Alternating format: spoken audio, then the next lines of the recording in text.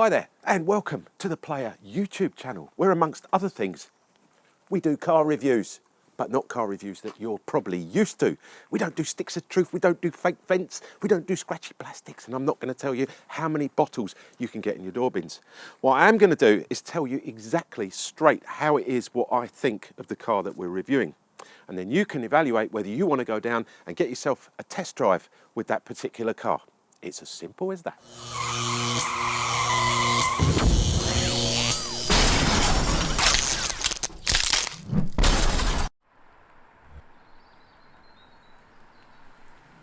So if you haven't already guessed yet, I am driving the new Kia Soul, the Kia Soul EV, the electric version, because that's all that's available here in the UK. Elsewhere in the world, this car is also a piston-engined car, but that's not what we're here to talk about today. Let's talk about the Soul. It was launched back in 2008, and we're now in its third generation here in 2022.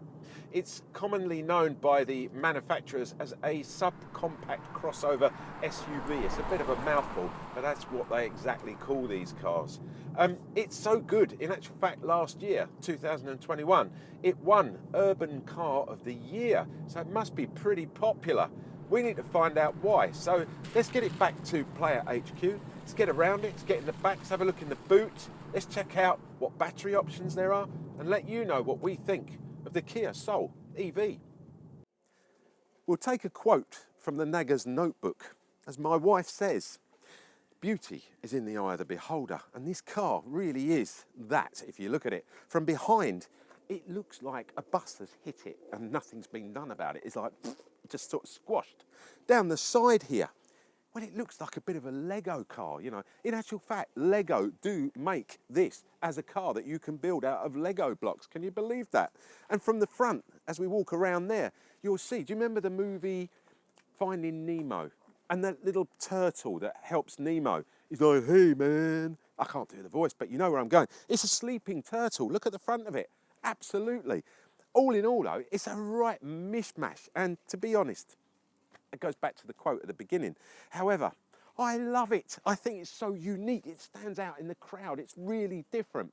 It's really big as well. It's about 4.2 metres long. It's almost 2 metres wide, and it's 1.6 metres high. Not only is it size-wise big, it's big when it comes to weight as well. It weighs 1.75 tons with 500 kilos of that. 500, that's nearly half a tonne in old money of batteries.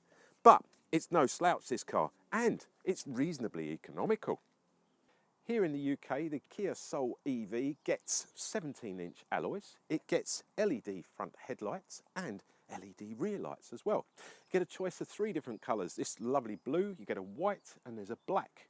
At the time of filming, there's only one trim level available. It's called the Max with a double X, so you can't forget that. There's one battery available as well. So, for the indecisive, it's probably a really easy car to choose. Let's take a look under the bonnet, and you're probably expecting a frunk or a fruit. Love those 2 words. If you've got another name for it, stick it in the comment box down below. Bonnet release catch just down here in the driver's footwell. Just a single pull, very, very easy. Don't forget, if you've got a left-hand drive car, it's going to be in the passenger footwell because they're not going to move it around.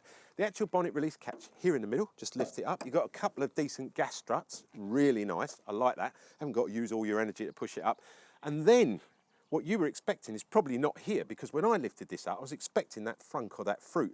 Instead, there's the motor. Check it out. Look at that. Now, the reason for this is because elsewhere in the world, this car isn't necessarily an EV. It's a piston engine, especially in America. I mean, there's a couple of choices in engines, all different variants, loads of different bits and pieces. However, here in the UK, you are limited to an EV, electric vehicle only. And it's not such a bad one. Let me explain. The motor under here is driven by a 64 kilowatt battery. Gives you a range of about 280 odd miles. Trust me, it really is economical, this car. We're going to get it out on the road, and I'm going to tell you all about that when we get it out on the road. But I can tell you now, I can only charge it up to 267 miles, but it's not a bad thing. I'll explain that, as I say, when we get it out on the road. That battery charges that motor and gives it 201 brake horsepower. It will do 0 to 60 in 7.6 seconds with a top speed of 104 miles an hour in this little chunky Lego brick. I mean, it's pretty amazing. There's no gearbox as such. Well, you know all about that. If you've had anything to do with electric vehicles, don't get a gearbox with it. The batteries are hidden back there. They're underneath, lovely centre of gravity, underneath the passenger and the driver's seats. So all in all, this car is just beautifully set up. And that's probably why Kia thought, well, you know what, we might as well take the Soul and put an electric motor in it because it's all geared up for it. But doesn't it look pretty? Charging the Kia Soul couldn't be easier because the charging port is right here at the front. Now I think that's really good because most EVs, they're either left or right hand side. And you always have to remember when you're going into a charging station, which side is my charging port on? Some expensive EVs do have them both sides and you can buy them with options. But Kia, I think, have nailed it here. Again, for the indecisive amongst you, it's right here at the front. So you know all you've got to do is drive it in the front. Anyway, let's have a look inside. It's a simple little push like that. It pops open and then you've got two types of charging. You've got your DC at the top and you've got your AC down at the bottom there. And that remains nice and tucked away. It's all waterproof, guys. You don't have to worry about getting electric shocks, sticking your fingers in there, things like, well, don't stick your fingers in that. Might not be a good idea, but you know what I mean. It's quite safe. IP68 rated for those that want to know. Let me tell you a bit about charging times. So if you want to use your 13 amp plug, here in the UK we use a 13 amp plug. That's like our standard sort of, ones we plug in the wall. It does come with one of those leads, so you can use that for topping up. So if you pop round to see a few friends for a few hours and you want to plug in and top up using their electricity, to actually charge it from 0 to 80% will take 31 hours. So you could be there a while. So really it's only for sort of every now and then just plugging it in and topping it up. Home chargers, 7 kilowatt home charger, pretty average across the board, about 9 hours from 0 to 80%. So again, if you come home, you've got 20% of battery left, stick it in, plug it in and away it goes. 9 hours later, you're gonna have 100% because it does that 80% in that time. If you're out and about, it does come with a spare lead, again, in case when you pull up to one of the out and about chargers, one at the service stations. So you've got that spare lead as well in case there isn't one on the unit itself. A 50 kilowatt charger would take about an hour and 15 minutes. And if you're lucky enough to find a 100 kilowatt charger, we are talking 54 minutes, 0 to 80%. Just enough time to have a coffee and a bagel. Round at the back of the Soul, well, it's just not doing it for me. It probably does for you. It's a bit Marmite, as we say here in the UK. Some like it, some don't. It just looks like a car crash to me that's not been repaired. You've got all the lights around here. It looks nice at night. I like it at night. And I also like the fact it's got privacy glass all the way around, which means during the summer when it gets a little bit warm, you're probably not going to have to use your aircon as much as you would do because that will keep it a bit cooler in the back there.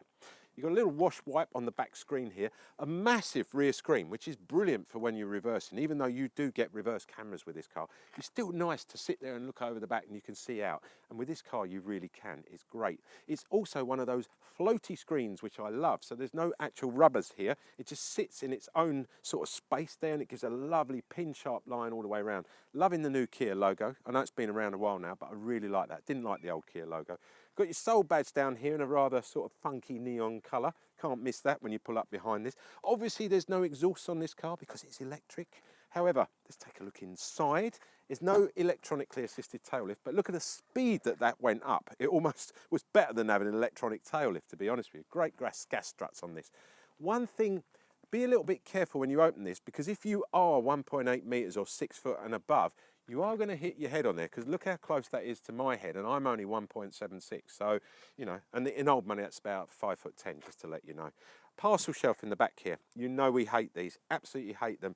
No reason to, why do we still get parcel shelves? And this one is quite an expensive one. You know what we do, if it doesn't go in, it gets thrown. So I'm going to sit there, hold that just for a second like that, and we'll take a look inside first because I've got a feeling this might actually go in there. One's done his homework. Inside here, 315 litres of boot space. It's not massive, guys, but it's big enough to get a few suitcases in, a couple of small carry-ons in there, at least 4 or 5 of those. You get a standard-sized dog in there, but if you need a little bit more space, you can just simply split the seats like that. It's an 80-20. I call that an 80-20. It's up to me, I can call it whatever I like. I know some of you call it 60-40, 80-20 in my books. Push it forward like that, 1,339 litres. Now we're talking size. You get a Great Dane in there, plus a couple of Labradors, trust me, plenty of room in there. Underneath here, which is where I'm going to be putting this in a minute, you get your electrical cable storage. That's that spare one that I told you about when you're out on the road. This one here is your 13 amp. That's the one you can plug in, takes 31 hours, but it will give you a couple of kilowatts every hour. It's quite nice to top up when you pop round your friends, at their cost, obviously. Unfortunately, with this car, you can't get a spare wheel, but what you do get is the latex. Yes, the famous latex fluid that you put in your tyre when it's flat and it pumps up and repairs it. No, completely useless. Throw the damn thing away. Get yourself a set of run flats, guys. That does not work. It's only useful if you fancy going to a kinky party, trust me. We were talking parcel shelves here. Let's whack that in here and see if it will go in. And as I suspected, if you get it at the right angle, it pops in there nicely. So does your leads. And then that pops over there like that.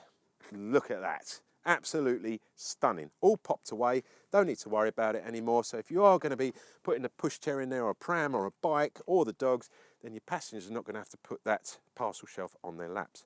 One little drawback, just one little drawback. These are very scratched. They can get very scratched. There's no cover for them. Don't talk scratchy plastics in our reviews, you know that. But you must put covers on these because that will get scratched. So it's not a scratchy plastic, it will get scratched. Slight difference there. No shopping bag holders, quite surprised at that. I thought Kia would have put a couple of those in there. And no 12-volt adapter in the back here to blow up your inflatables or your bike tyres when you're out on the road, which I think is a bit of a shame. They could have added those two bits, but it is an electric car at the end of the day, so it doesn't really want to keep using all the power up. Let's go and have a look, see what it's like for the passengers. First up, before I jump in the back and show you what it's like for the passengers, check out the rake on this door. The actual angle, it's so far back, it's absolutely brilliant. If you're trying to put a child seat in here, look at that angle you can turn in with it. Or if you're trying to help elderly or aged, people, infirm people, trying to get them in or out of the car, it's just absolutely brilliant. Well done, Kia, I like that. Nice bit of detailing on here as well. Let's jump in, see what it's like to get in and out. Well, pretty simple, nice and high here. Another thing, as I mentioned, that privacy glass and the size of this window, absolutely superb. Again, keeping you cool during the summer, and that window is big enough and low enough on your shoulder to prevent that horrible car sickness that some children and some adults actually get. Sitting in the back here, it's very nice indeed. It's quite pleasant, it's quite airy. Got your courtesy light up here, you've got a grab handle here, one either side, a little coat handle there as well. Kia are really sort of going down the family thinking here, I feel. You've only got one pocket to put bits and pieces in. Luckily, it's not the granny fishnet stockings. I hate those, they're just horrible. At least it's a proper sized pocket. You've only got one USB charger in the middle here, which is a bit of a shame, so there's going to be a bit of a fight for charging up the bits and pieces in the back if you're a kid. And also, if you are intending on taking passengers out in this on a regular basis, there are no heating controls in the back here, no air whatsoever. You are totally reliant on the front there. Another thing I've noticed, there's no central armrest either, so you can't pull that down with a double cup holder like a lot of cars. I mean, this is fairly premium price car. I was expecting that. There's no ski hatch either. Maybe not expecting that, but would have been nice. All little bits that I think Kia could have just thrown in here, especially as they make other cars with all these bits pretty much as a standard. I like the recessed seat belts. I love the fact that the Isofix points aren't plastic, with the covers. You can't pop them out and chew them up and lose them and have to pay for more. These ones, they're just located straight inside there. They're hidden away in the back. Really nice. And like I say, with the recessed seat belts, makes life easy just sliding across. As a third adult passenger in the back here, plenty of room. No transmission tunnel, it's an electric car, so it's so simple just to slide backwards and forwards. Definitely somewhere, if you're going to pick people up, you're going to give them a lift back from the pub, not going to be a problem at all. To be honest, just sitting in the back here, in summary of the whole thing, I'd be quite happy to sit in here for a couple of hours. It's very comfortable indeed. Keyless entry and keyless start on this car. All done on the button as well, and you can actually open the boot with this key as well. Very nice. Right hand side here, you've got a panel just down the bottom here, which is just above your fuse box. So the far right hand button is the elevation of your front lights. So if you're out in the wild somewhere, you need the lights a little bit higher, you can raise them up, and when you're back in town, you can drop them back down again. Luminosity button, we love a luminosity button. That's there on the right as well. You've got a lane keepy turny on-y and offy button. You've got also your blind spot mirror control button down there as well. Then you've got an interesting button. It's called the VESS, which means Vehicle Electronic Sound System. And No, it's not to blast your ears out with some boogie woogie music. It's actually that horrible sort of ghostly sound that you hear when the electric cars are coming down the road. If you're actually that fed up with it, you can turn it on and off with this car. I like that. I usually turn it off because it's nice to surprise people when you're coming along. Below that is your traction control. You don't really want to turn that off in this car, weighing 1.75 tons. Right hand side of the steering wheel. Well, this side is all your engine management, well, engine driving management controls. So you've got your cruise control on here, you've got your lane keeper, you've got your speed limiter. It's all very, very easy to manipulate as well using these buttons here on the right hand side. You've also got the little control button there which opens up the menu on your digital cockpit. 7-inch digital cluster control, digital cluster, not control, digital cluster on this car. Very nice indeed. 10-inch TFT touchscreen. Let's turn it all on. There's no sound anyway, so we might as well turn the whole thing on and show you while it all fires up. It's going to beep at me because I've left the door open for a few minutes and then it will go quiet. There you go, it's done its thing. Nowhere to put the key. I mean, that's a real shame. I mean, Kia, I would have thought you'd have had a little pocket to put the key in there, you know, like a little Otter's pocket. You know what I'm talking about. Left-hand side is your media controls. You've got your telephone answer and hang up on there as well. You've got your volume button in the middle, and then you can scroll up and down through your media channels. So if you've got the radio on, you can scroll through your different radio channels, or if you're listening to your Bluetooth or something like that, just skip to the next track. Down below, you've got your Ask Kia button. Again, you know, you're driving along, you fancy a sandwich or something, push that, say, Kia, can you find me somewhere I can get a burger or something, you know? Or if you want to tune to a different radio station, I want to use your finger to push it up and down, you go, tune to Radio 1 or something like that, and it'll do that as well. Regen buttons on this, really nice. 3 different stages of regen. Regen, basically, when you're coasting or when you're braking, the higher the regen, the more battery power you get. It returns the actual electricity power into the battery. That type. I'm not a technical person, you can probably gather, but you can set that on the highest. When you take your foot off the accelerator, you'll feel it. If it's in number 3, it'll almost stop. And that, in my opinion, is the best way of having this car set up. Just some people don't necessarily like it like that. So you can reduce it by taking it up a notch if you want to. Or you can just set it in the auto mode and the car will do it all itself. You can't be bothered. Centre section here, we've got decent sized cubby here. There's no charging points in there, but decent sized cubby. Double cup holder, nice place to put your mobile phone. I'm going to bring mine out of here and show you because it does look quite nice. It pops in there. Another thing with this car, which I really love, you get a Harman Kardon 10-speaker surround system, and it sounds absolutely stunning in this car. Really like that. Your controls here, very simple on this car. The old car, the previous version, used to have like a proper gear shift type thing. This one is like a dial selector. It seems to be the way that all electric cars are going now. You've got your park button in the middle there. It's lit up in a red colour, which makes it nice and simple at night. Does look lovely in here at night, I must admit. Really nice indeed. Simple, reverse, neutral and drive. Can't get much easier. Turning it on and on, you've got your stop-start button there. Heated front seats on this car, absolutely lovely. Heated steering wheel as well, there's your button there. Then you've got your parking camera button here down the bottom. You can turn that on and off as well. You've got your beepers as well for when you're reversing. You've got an auto hold button here, which is essential. Just leave that on all the time. So when you get on a hill, it will hold you there. So there's no handbrake as such. Well, there is a parking brake. There's no handbrake as in pulling up a handbrake. You've got an electronic one. Hate those things. One good thing, guys, you do get nice, well, here we go. We're on the knobs, guys. You know I like to talk about my knobs. Every man loves his knob. Come on. There's one here, there's one here, there's another. You've got 4 decent-sized knobs. Look, 2 big, black, chunky ones and a couple of smaller ones up the top there. Probably put in there by someone rather small. But there you go. At least they're there. You've got your volume button and you turn off your actual media centre itself, the sound, the radio, etc. That turns on and off there. Scroll button again over there. Then you've got your heating separately down here. I've got it all turned off just to save battery power. It is a good idea to do that. But again, so simple. Automatic aircon, just push it on or off. You go into auto, it'll come immediately on, fires up there straight away and starts sucking that battery. So we'll turn it back off again. Just below that, and again, you know I mentioned about the knobs. There's a reason I like my knobs. I didn't mention why. If you get in this car, you've got wet hands, it's been raining, you're flapping around in there to try and set the heating up, or someone's left the sounds too high, you're trying to find things and you're a bit older and you can't find them.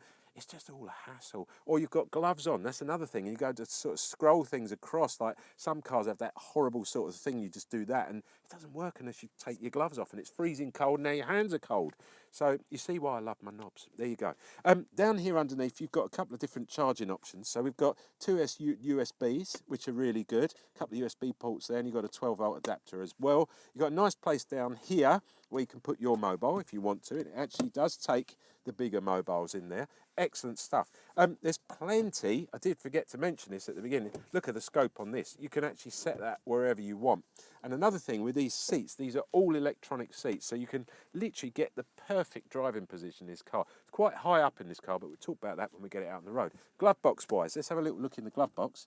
So over here, look, no great big book, no Kia Bible for a change, just a card that says, in an emergency contact. Absolutely perfect. That's what you get when you press. But I think as a regular run-of-the-mill driver, you've got nothing in it. You don't need it. You can go online, or if not, it's built into here. Or just, find out from, go on YouTube. Ask people like us. We know how to change a fuse. We know, there's plenty on there. Don't need the book in there. Consequently, look at the size of that. Absolutely brilliant. Quality finish on the whole car. I love all the cluster here. It's really nice indeed. And generally, it's just a nice place to be sat. However, it's useless being sat here. Let's get it out on the road and give you our road evaluation of the Kia Soul EV. Let's talk range anxiety, because that is a major factor when you buy an electric car. And it's no different whether it's a Kia, a Tesla, a Hyundai, whatever you're buying. You're always going to have that little element of doubt when you get in the car as to how far you're going to go before you need to recharge. Now, Kia have addressed this problem in a fantastic way. I'm going to explain that in a second, because you're not going to tell me you haven't got range anxiety. Everyone has. You get in a petrol car, a piston car, or a diesel car, whatever, however you want to call it. First thing you do, you check how much fuel you have. Well, of course you do, because you're going to go driving. You don't want to run out of petrol. But even if you've only got 15 miles, you're not that bothered, are you? Because you know down the road there's a petrol station, there's a filling station. Somewhere on your journey, somewhere there's going to be a filling station that you can get to before you run out. It's highly unlikely these days, unless you really are stupid, that you're going to run out of fuel. However, with an electric car, it's not quite the same, is it? Because not every filling station has an electric charger. Well, that's where I think Kia come into their own. Let me explain. First of all, the range is always displayed here on the left, on your digital cockpit. Your speedo is over there on the right, and your range is on the left. You can constantly see how many miles you've got. Secondly, Kia have come up with 4 different modes. There's a little mode button over here. Economy mode is your first mode. Then you've got normal, and then you've got sport. So you can have a little bit of fun with this car when you want to go a bit faster. But the button I've found, which is really, really good and gives you the maximum range, if you hold the button down, the mode button down, it will go into Eco Plus. It will come up on the digital display here as a little eco sign with a plus. Now that Eco Plus will limit you to 60 miles an hour, but primarily for your general everyday driving, it's absolutely perfect. What I've also worked out is where it works out much better for you. You can use the regen buttons here. So you can increase the regen to its maximum and get used to it, because it's worth it. You take your foot off and the car will almost stop itself. It's quite a bit of regen in there. So set that to number 3 by pulling that back 3 times. Again, it will come up in your digital cluster there. Simply brilliant, telling you everything about it. Now, thirdly, what I have noticed, if you turn off the aircon, which I haven't needed, to be honest with you, if it gets that warm, just open the window. Obviously, on a very hot day, you're going to use the aircon. I'm talking on just a typical run-of-the-mill day, you can turn the aircon off for short trips. All in all, that will give you 4.1 miles per kilowatt. That's absolutely incredible. That's driving around town using the full regen, 4.1 miles. That equates, well, you're probably going, well, what does that mean in miles per gallon? Each kilowatt is around about 33 miles to the gallon. So if you do the math on that, it's about 138 miles to the gallon. And it doesn't move. It stays at that. So, I'm absolutely, amazed. I can't believe that. Even on a run, I did a run the other day. It was about an hour and a half, 2 hours on the actual motorway, freeway, wherever you come from.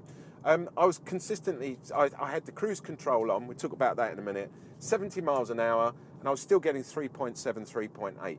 You get less on the run. It's the opposite to petrol and diesel, where you get more on the run because it's more economical. In an electric car, it's not getting as much regen because you're not hitting the brakes and you're not coasting as much. So you're constantly using battery power. It kind of makes sense when you think about it. So it drops a little bit. But even then, I was getting like 3.7 and 3.8.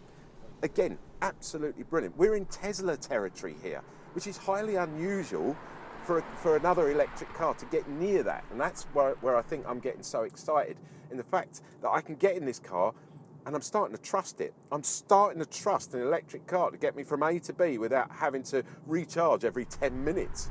Now, there's another thing that Kia have done, and again, this is genius, absolutely genius. Again, to make your range anxiety a little less. If you go onto your main home screen and you just slide across one, you'll see a widget called Kia Live.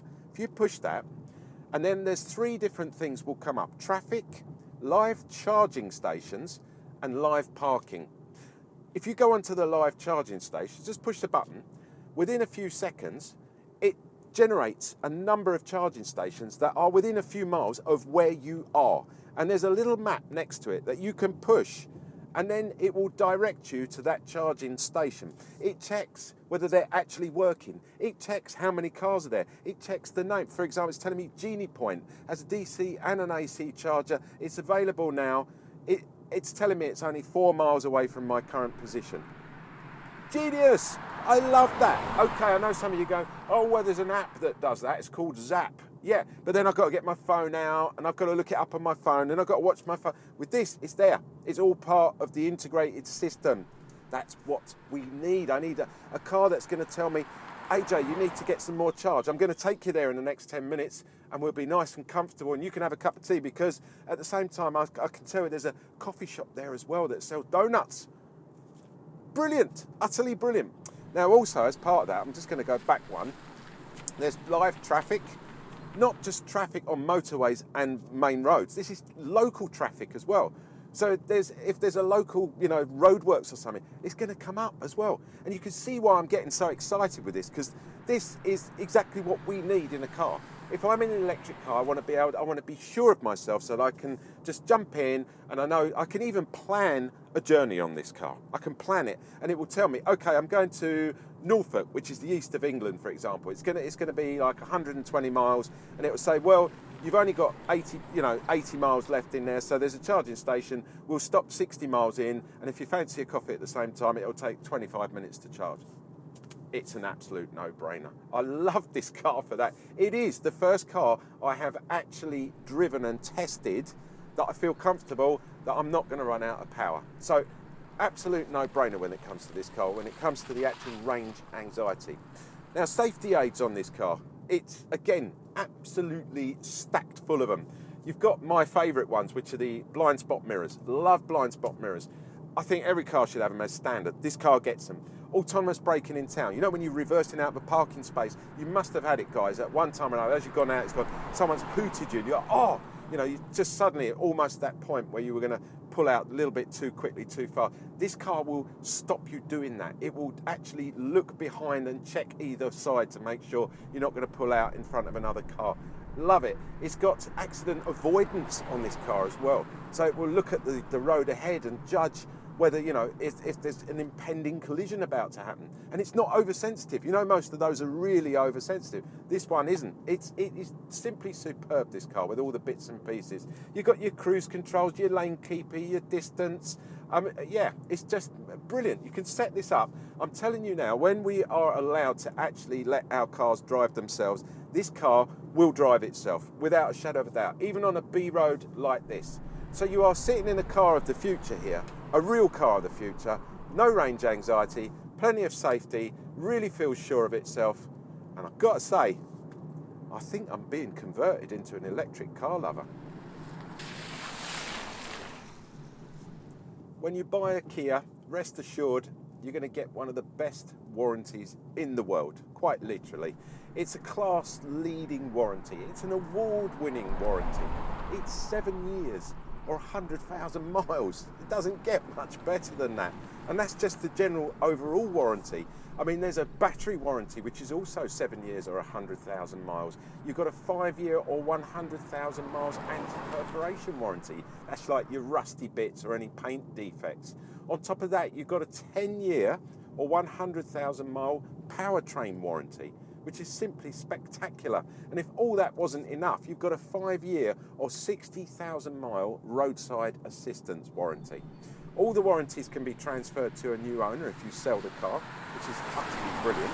And I think really it's a no-brainer at under 35,000 UK pounds. You can buy one of these cars for 34,995.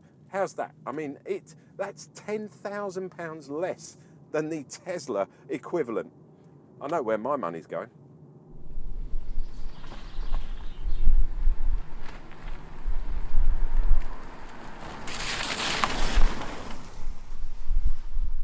The Kia Soul EV might not be everybody's cup of tea in the looks department, but at the end of the day, it pretty much ticks every single box in my little book.